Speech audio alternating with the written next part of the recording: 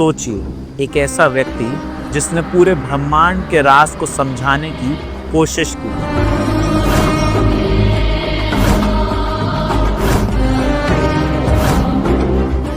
जिस व्यक्ति ने साइंस, पॉलिटिक्स, हिस्ट्री सबको हिलाकर रख दिया।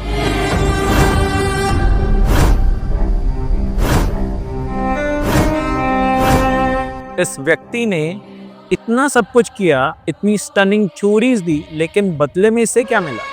इसे मिला 10 साल की जेल।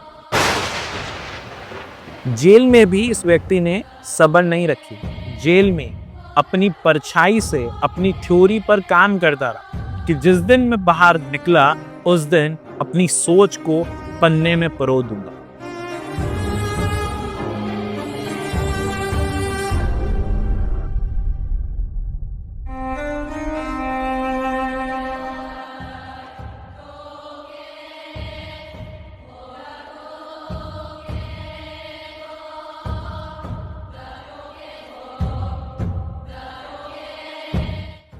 मैं बात कर रहा हूं रूसी वैज्ञानिक चेजावस्की के बारे में। He is a scientist, philosopher and a rebel. उनकी सबसे खास बात यह थी कि उन्होंने एक थ्योरी दी थी जो कि sun theory, sunspot theory and solar cycle theory. ये सोलर साइकिल, सनस्पॉट थ्योरी क्या है और हम इसे क्यों पढ़ रहे? हम तो एस्ट्रोलॉजिकल बैकग्राउंड से थे। तो देखिए, ये जो थ्योरी है ये एस्ट्रोलॉजी के लिए एक वरदान साबित होने वाली थी, हो नहीं पा रही है क्योंकि इन्हें 10 साल की जेल हुई थी। इनका डाटा, इनकी थ्योरी इतनी सटीक थी कि इन्होंने बड़े बड़े इवेंट्स तक प्रेडिक्ट कर दिए थे।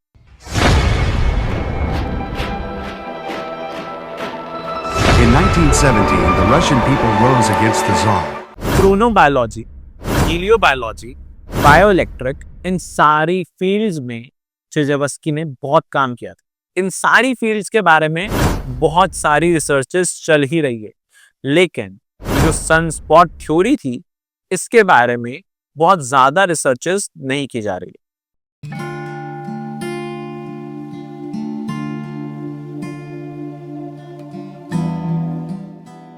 जब सूरज पे काले धब्बे बहुत ज्यादा दिखने स्टार्ट हो जाते हैं तो सूरज के अंदर गर्मी आणविक विस्फोट के रूप में फटने लगती है। इस गर्मी से धरती का टेम्परेचर और हमारी ईगो बढ़ जाती है, जिसके कारण रेवोल्यूशन, वॉर, एक बड़ी बीमारी, बड़ी दुर्घटना, टॉर्नेडो, ये सारी चीजें होती है। और जब सनस्पॉट सूरज पे कम हो जाते हैं तो सूर्य शांत हो जाता है और धरती के जो लोग होते हैं वो भी शांत हो जाते हैं। उनका मानना ये था कि सन डायरेक्टली ह्यूमन बिहेवियर को कंट्रोल कर रहा है। आप बोलोगे साइंटिस्ट का डाटा कहाँ है? तो देखिए, जब चेजावस्की जेल गया था तो चेजावस्की की जितनी थ्योरम्स थी वो सारी की सारी जला दी गई थी। लेकिन चेजावस्की के दिमाग से तो थ्योरम्स नहीं मिट सकती थी, तो चेजावस्की ने दोबारा से लिखी थी। लेकिन चेजावस्की ने जो 24 साल का डाटा एनालाइज किया था और उससे प्रेडिक्शंस में हेल्प मिली थी, वो डाटा कहीं ना कहीं जल चुका।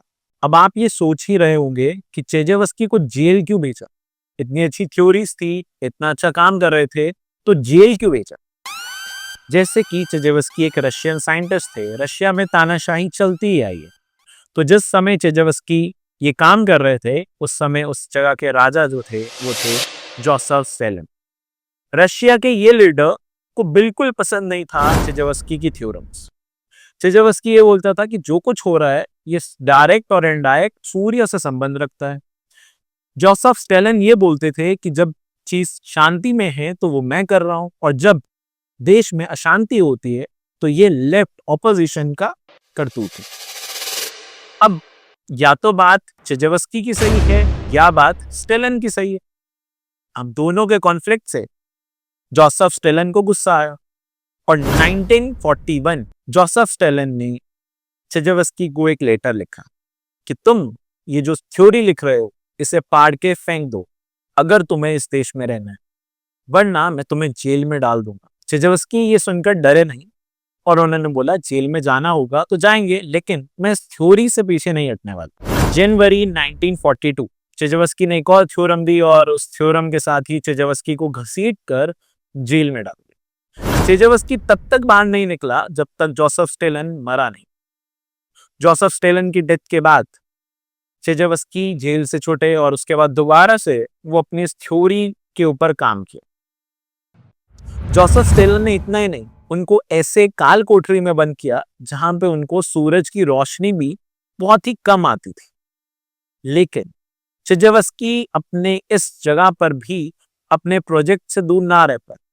उनको बहुत कम रोशनी आती थी, लेकिन अपनी परछाई से वो अंदाजा लगाते थे सूरज कितने तापमान पर चल रहा है, सूरज के सनस्पॉट कैसे, और आज या कल मेरे जीवन में क्या क्या होने वाला। उन्होंने जेल में रहकर भी ये सारे काम किए।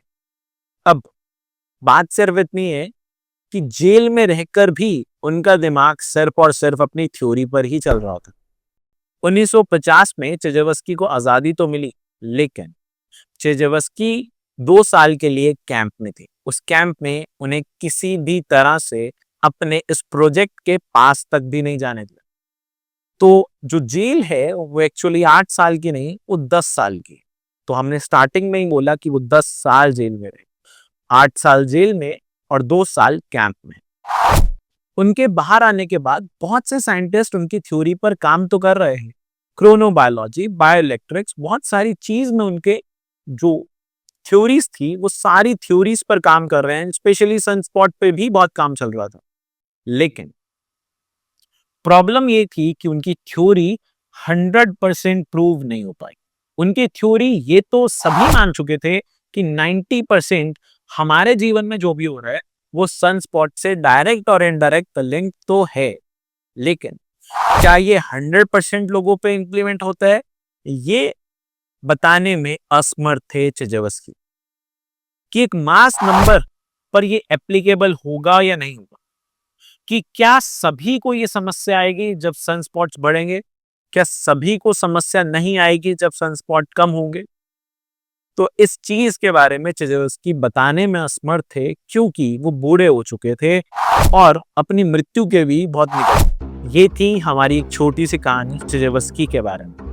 हमारी कॉस्मोलॉजी एंड एस्ट्रोलॉजी सीरीज का ये पहला पार्ट था। अभी चेजावस्की के जीवन में बहुत सारी और भी बातें बची हुई, और ये एक कॉस्मिक एस्ट्रोलॉजी पॉडकास्ट की सीरीज एवरी सैटरडे को आएगी 8 PM। तो stay tune with our channel.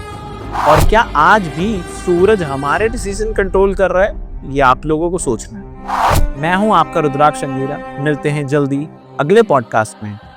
तब तक के लिए नजर रखो आसमान पर, क्योंकि जवाब कहीं ना कहीं आसमान में ही।